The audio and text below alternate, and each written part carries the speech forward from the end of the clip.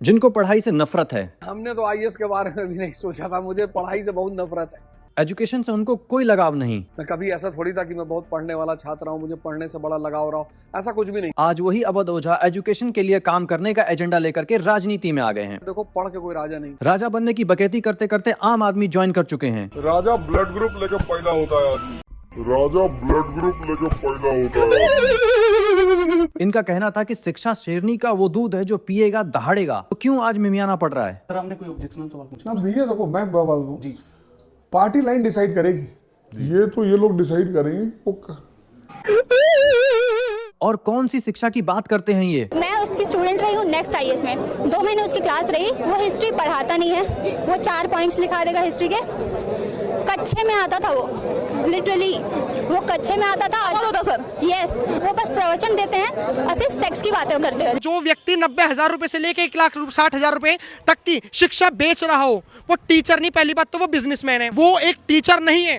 क्योंकि जिस तरीके से वो कच्चे में आते हैं, उनको लगता है कि वो बहुत सेक्सी लगते हैं। देखो, अभी तक मैं भी इनको बढ़िया आदमी मानता था, क्योंकि मुझे भी इनकी आंखों से निकलता मोटिवेशन काफी पसंद था। उनकी कोचिंग से कलेक्टर कम, उनकी आंखों से बिजलियां ज्यादा निकलती हैं। उनकी बाप हो गया, ये सब ड्रामेबाजी की बातें मत करना। बहुत ड्रामेबाजियों को मैंने देखा है।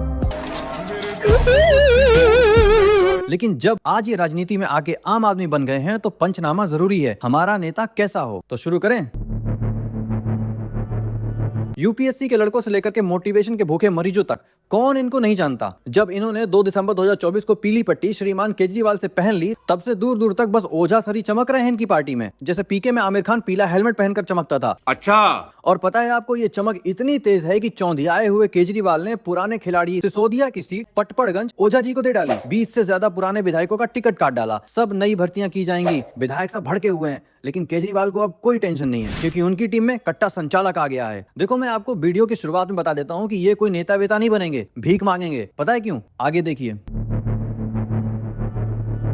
अवध जी को लगता है कि राजनीति में आकर के पावर मिल जाएगा और ज्यादा गदर मचाऊंगा। केजरीवाल को लग रहा है कि ओझा के साथ इतने स्टूडेंट्स का सपोर्ट है, वोट बैंक बढ़ेगा। और इन्हें कौन समझाए कि ओझा जी के स्टूडेंट दिल्ली के नहीं है, उनमें से ज्यादातर लोग यूपी या बिहार के हैं, उनका वोट ही यहाँ पे नहीं है। क्या करोगे वोट बैंक का? ये मास्टर साहब बिना पेंदी का लोटा है, जिधर मौका दिखा लुढ़क लिए। बीबीसी के वायरल इंटरव्यू में माइक फेंक के भागे थे ये। पार्टी लाइन डिसाइड करेगी। पत्रकार ने बस इतना ही तो पूछ लिया था कि क्या अब भी मोदी जी की तारीफ करोगे? इतने में ही इनकी पार्टी वालों ने इंटरव्यू रुकवा दिया और ये मिमियाते हुए माइक उतार दिए। तो ये लोग डिसाइड करेंगे।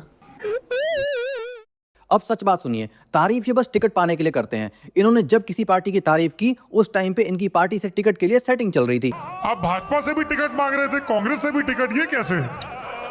मेरी स्थिति जो थी, बीजेपी से इलाहाबाद चाहते थे। जिनके घर में नरेंद्र मोदी जी जैसा लड़का पैदा हो जाए, as a prime minister history कल उनकी एनालिसिस करेगी। टिकट मिला नहीं, तारीफ करके हट गए। राहुल गांधी से अमेठी चाहते थे। और जो सबसे ज्यादा जिस व्यक्ति ने मुझे प्रभावित किया पिछले दिनों में, वो है राहुल गांधी जी। राहुल गांधी की भी तारीफ करके थक गए, कुछ ना मिला। लेकिन जिसकी तारीफ नहीं करते थे, लोगों ने कहा भैया करप्शन के खिलाफ लड़ने का क्या उपाय है? बोले आप, बोले हम, अरे बोले हम नहीं आप, बोले हाँ पार्टी बन गई। बोले अब हम सत्ता में जाके और करप्शन के खिलाफ लड़ेंगे। लोगों ने कहा वो भी ठीक है। उनके डिप्टी सीएम करप्शन के कारण में अंदर चले गए। उसी को ज्वाइन करना पड़ा। ज्वाइन करते ही पार्टी के ऊपर गंगा जल छिड़कना शुरू कर दिया इन्होंने।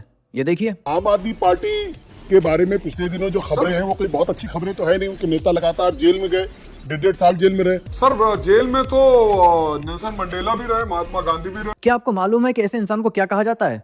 अवसरवादी।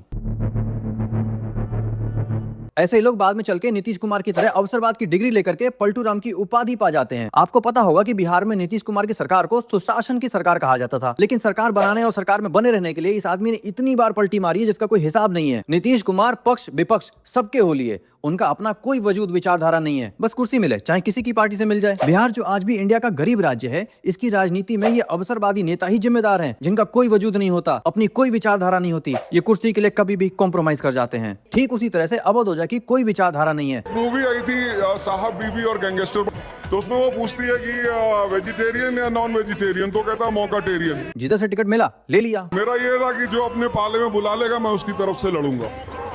ये चुनाव लड़के एजुकेशन के लिए क्या करेंगे? मुझे तो डाउट है। ये बोलते हैं कि स्टूडेंट्स की प्रॉब्लम को सॉल्व करने के लिए राजनीति में आए हैं। मैं आपको याद दिला दूं कि इसी साल जुलाई 2024 में जब ओल्ड राजेंद्र नगर के राव आईएएस कोचिंग सेंटर के बेसमेंट में पानी भर जाने से 3 स्टूडेंट की डूब के मौत हो गई थी, तो अपनी सेफ्टी के लिए मांग उठाते हुए काफी स्टूडेंट ने प्रोटेस्ट किया, लेकिन अवध ओझा जी स्टूडेंट के सपोर्ट के लिए कुछ नहीं किए, ना ही कुछ बोले। मैं आपसे एक चीज पूछना चाहूंगा कि आप उन बच्चों के भीड़ में उनका जाकर के क्यों नहीं हौसला बढ़ाया? अब एक रीजन बताइए, आप गए क्यों नहीं वहाँ पे? और जब मैटर हाईलाइट हुआ तो मीडिया में आके बोल रहे हैं कौन स्टूडेंट मुझे बुलाने आया था।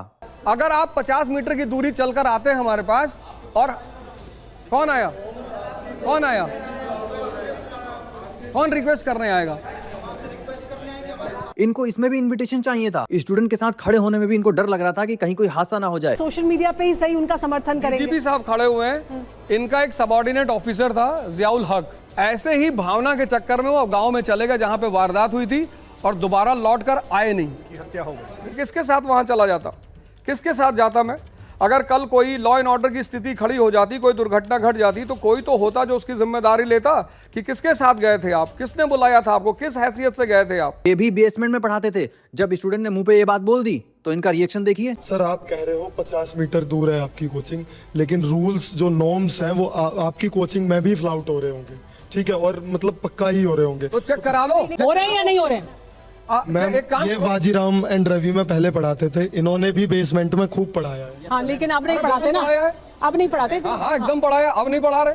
तो इस तरह की विचारधारा से आप कैसी राजनीति और भविष्य की उम्मीद करते हैं? कमेंट में जरूर बताइएगा। और ऐसी इन्फॉर्मेटिव वीडियोस मैं चैनल पे लाता रहता हूँ। पॉसिबल हो तो सब्सक्राइब कर लीजिएगा। Take care of yourself and I will see you in the next video.